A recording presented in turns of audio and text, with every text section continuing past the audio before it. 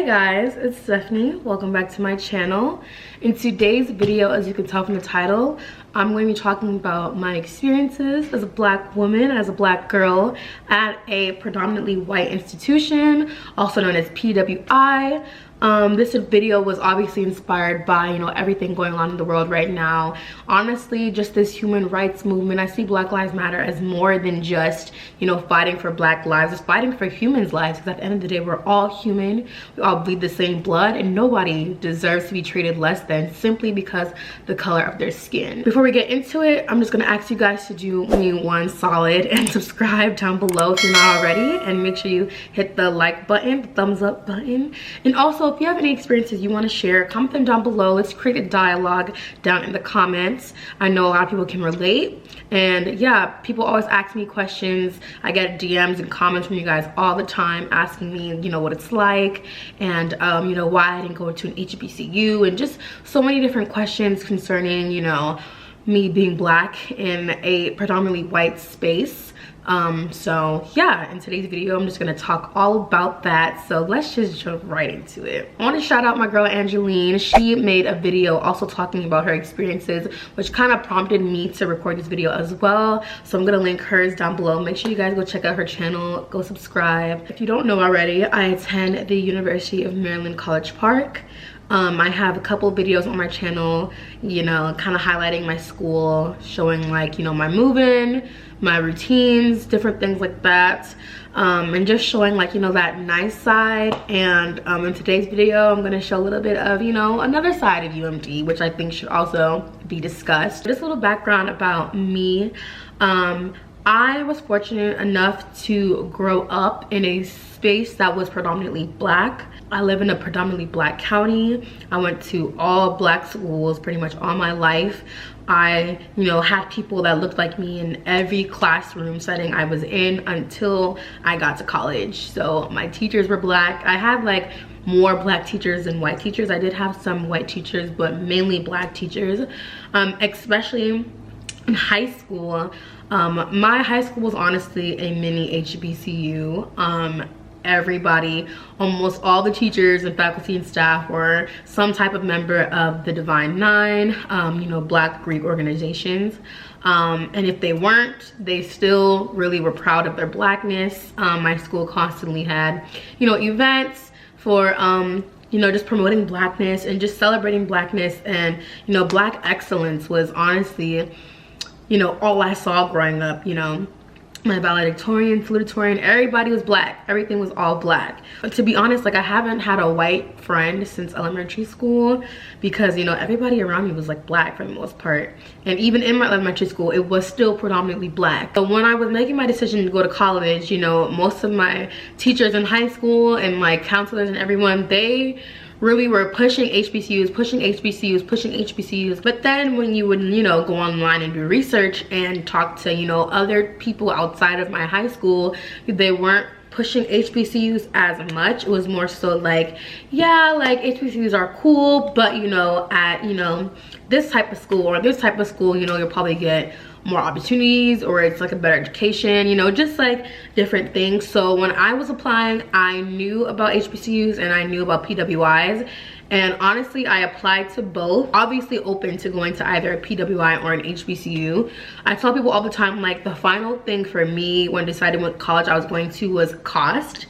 And I did get into HBCUs, and I also did get into PWIs. By the end of the day, I went to the school that was the most affordable for me and my family, which just happened to be a PWI. If an HBCU was probably more affordable, I probably would have gone there. But at the time, unfortunately, the HBCUs that I did apply to weren't as affordable, and I would have to take out more student loans and things like that I really didn't want to do. So I was like, you know what, I'll just go here. And that's how I kind of made my decision to go to UMD. Which, one thing I do regret when I was making my college decision and everything, I should have toured schools a little bit more.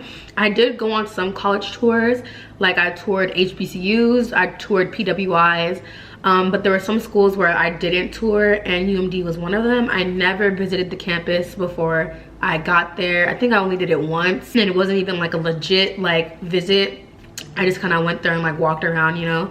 And yeah, I only visited like once. I didn't really have a strong like knowledge or feel of the school. I had all these assumptions and all these thoughts that I didn't really know what I was getting myself into. And the thing about my school, like, they love to pride themselves on diversity, but it's like, diversity where? Like, you know, yes, my school is diverse in that, you know, people of color umbrella, but when it comes to specifically Black people, it's not that diverse, honestly. Somebody like me who's been surrounded by all these Black people all my life, and like, this is the first time where I'm actually like not surrounded by Black people. I'm mainly surrounded by white people, and it was different. It was a lot for me. And you know, I always say my freshman year of college was just so hard, and like when I was saying it, I couldn't really explain why it was so hard. But now that I'm going into my senior year of college and I'm able to reflect on my experiences my freshman year, I know exactly why. And it was just that imposter syndrome. So I'm gonna read you guys a quick definition of imposter syndrome.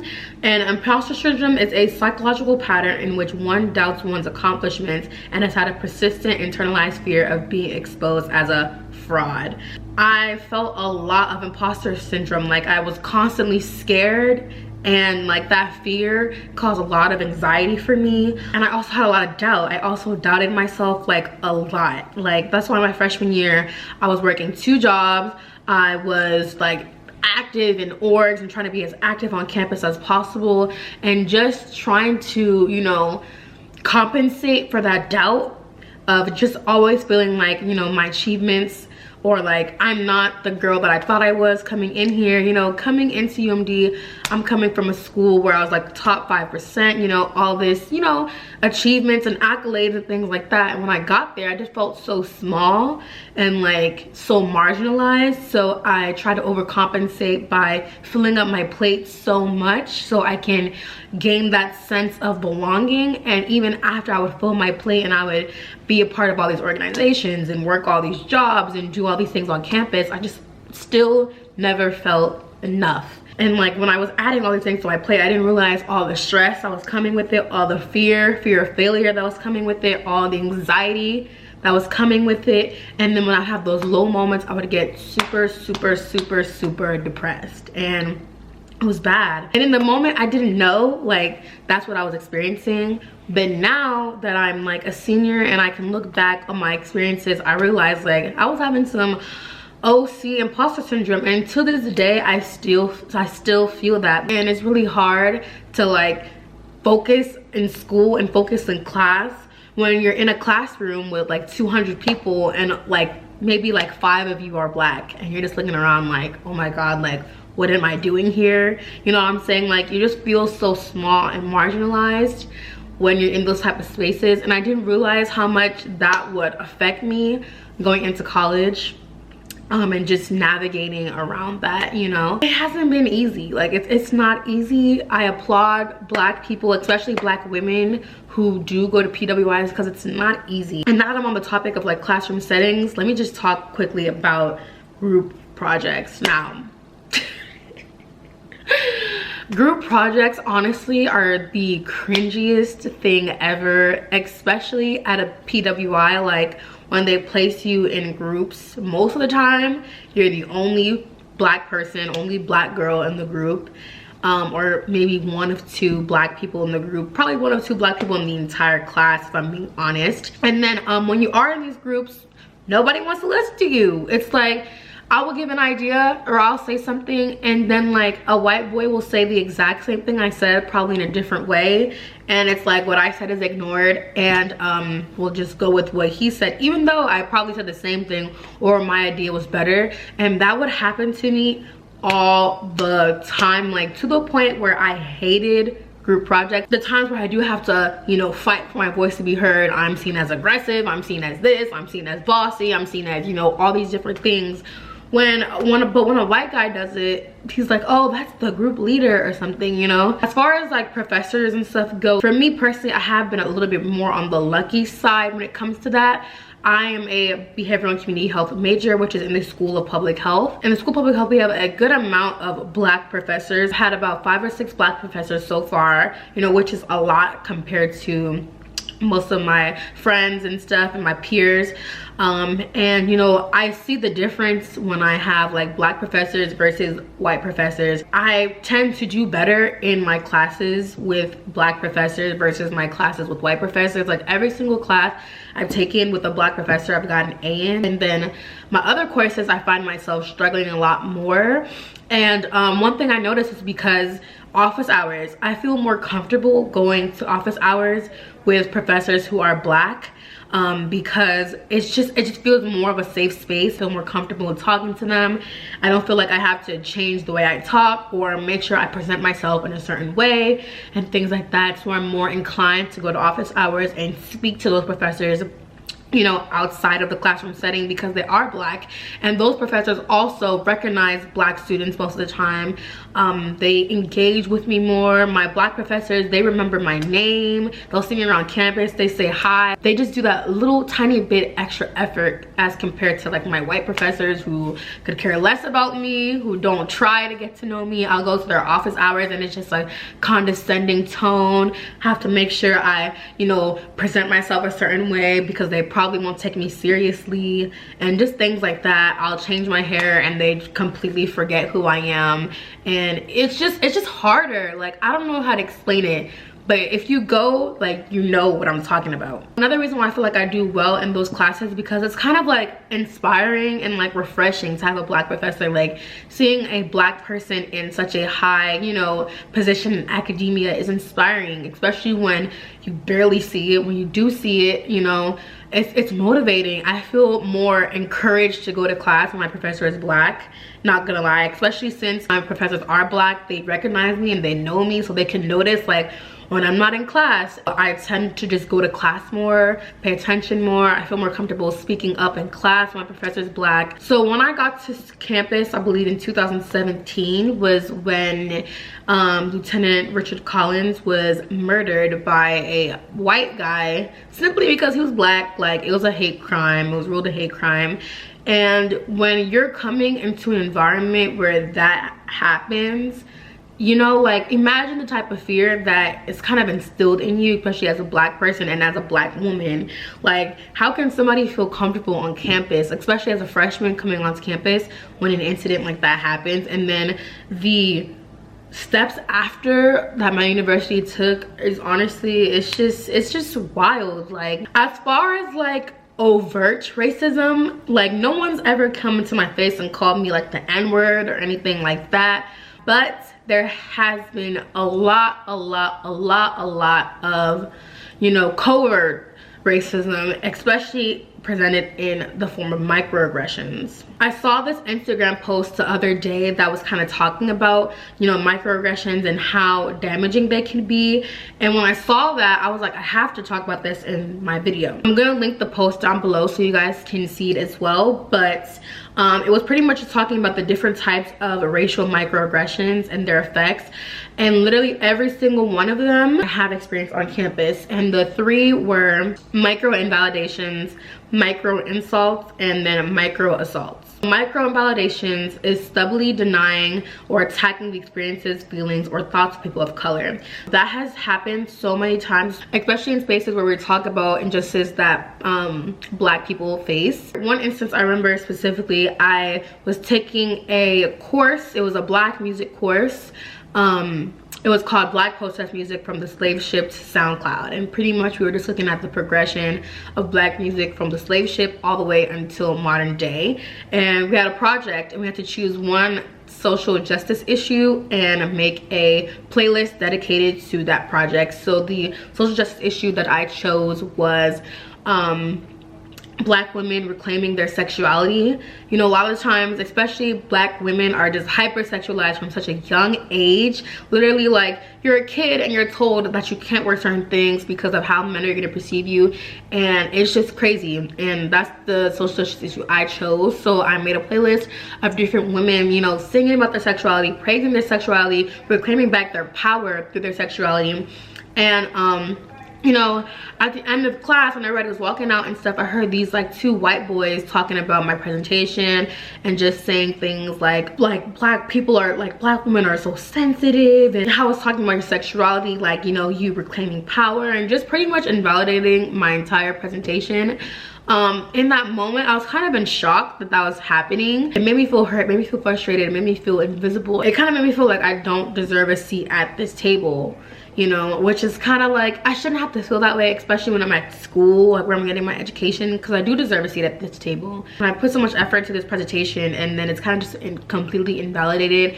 It's done. The next thing is micro insults. And micro insults are a verbal and non-verbal insult that demean or discredit people of color. And girl, this one right here, the amount of times that I've got, oh my god, like you're so pretty for a black girl. It's actually crazy. I don't know why people say that. Like, I just don't understand what in people's brain makes them think saying something like that is okay. Or they would say things like, oh my god, like how did you get an 100 on that exam? I remember my freshman year, like people used to always ask me, like, how did you even get into UMD? The amount of times I had to say like my grades and my test scores and stuff, because people kept asking me like, oh, like how did you get in here? Like, you know, what did you get on your SAT? What did you get on this? And it's just like, when I tell y'all, the list goes on. People would constantly tell me like, oh my gosh, like you're so well spoken, you're so well put together, you're not, you know, the typical stereotype of a black girl. Yes, someone has said that to me. Like, it's honestly ridiculous. It just always made me feel like I just didn't belong. I just didn't belong. And the next thing was microassaults. So it's very explicit verbal or non-verbal attacks against people of color. But I don't know if it's just UMD's campus or whatever, but these white people, I don't know what it is, but they just cannot look black people in the eye. Like, I just don't know what it is. Like, I don't know if it's because they're scared of me, like I'm gonna attack them or something, but they just cannot look me in the eye. And I'll be looking at them like, my eyes are up here full, like they be looking everywhere but my eyes. I always felt like they were scared of me. It made me feel like they perceived me as like this super dangerous girl or something. I would get on the bus. These white people literally will rather stand up. The bus would be full and there'll be one open seat next to me. They would rather stand up on this bus than sit down next to me. The bus is moving, they're literally like going back and forth because they don't want to sit next to me. I remember an instance in specifics. I was on the bus and I asked this girl like, hey, there's an open seat if you want to sit next to me. She didn't want to sit next to me, whatever. But then a white girl asked her the same thing like 10 seconds after I did, and she sat down. And I was like, seriously? And another thing that I've noticed, I don't know if it's just on UMD's campus, but these white people really like expect you to move out the way for them all the time, like on the sidewalk, like when you're walking around campus and stuff. It's like an expectation all the time, and you know they're expecting you to move because you don't see any type of effort for them to move out the way until like it's at that point where like there's nowhere else to go. That's when they would try and move out the way. They don't even look up at your direction. They don't try to make eye contact. They just automatically expect you to move. And my freshman year, I used to find myself always moving out the way for white people, and like you don't think about it. Actually, I remember I saw a tweet on Twitter about it. I was like, hold on, I am always moving up with these people. So I stopped, and I would notice I was bumping into more people, colliding into more people, things like that when I stopped doing it. But it's like, I don't care. Like I would rather bump into you so you know that like I'm not entitled to move out the way for you than to constantly move out the way for you and, you know, create that space, give you that privilege that you always have, that you always feel entitled to have. Like, no, it's not happening. And then the last thing, my hair. The amount of white people have asked me to touch my hair. I know they don't mean any harm by it a lot of the times, but it's just kind of like problematic and it's kind of uncomfortable. I remember like one lady at my job was like, you know, Stephanie, I'm always excited to come in and see what hair you have today. Like your hair is so this, and you change your hair all the time, and like you do this and you do that. Just saying like all these like microaggressions about my hair. And I know she didn't mean any harm by it, but it made me feel uncomfortable. You know, it made me not want to experiment with my hair as much because, you know, this is how I was being perceived. Like my freshman year, like you could even see like my freshman year of college, I would always do my hair, my natural hair. I would always do it. I dyed it. I would wear my natural hair out a lot. And I noticed like as I got to my senior year of college, I don't wear my natural hair as much because, you know, of the comments that I always get, the attention it always gave me. And even in professional settings, like for example, I'm trying to get my LinkedIn together and I'm struggling trying to get my LinkedIn together because of my picture. Like I don't know for my headshots like what type of hairstyle will get me a job or get me seen by employers or things like that, you know. It's just like all these different things that I have to think about that I didn't have to think about before. Like I can't even change my hair all the time because my professors forget who I am when I change my hair. And it's just like, it's just exhausting. Like that's the perfect word. Being a black girl at a PWI is just exhausting. Like it is tiring. It is mentally draining. It is physically draining. And it's just like a lot. Like I always say that sometimes like college is supposed to be like the best years of your life apparently, but I feel like sometimes it's also been some of the worst years of my life. And the biggest difference from like, you know, the other years of my life and me going to college was that racial difference. Because I said like all the years of my life I've been around black people. These are the first years of my life that I'm not. And honestly, I can go on and on and on in this video and keep talking, but this video will end up being 2 days. I just feel like predominantly white institutions just need to do better. UMD specifically needs to do better. I'm not gonna sit here and act like I was completely blind and I didn't know, because obviously I knew what I was getting myself into by going to a white school. Did I expect it to impact me the way it has? No, but I feel like just talking about these experiences makes it feel a little bit better, and when you can share them with other people, when other people can acknowledge how you feel, especially when everybody around you can't even understand how I feel. Overall, that is my experience as a black girl at a PWI. If you guys have any specific questions about my experience, then please comment them down below. I will be actively responding to the comments in this video. I love you guys so much. That is the end of this video, and I'll see you guys in the next one. Bye.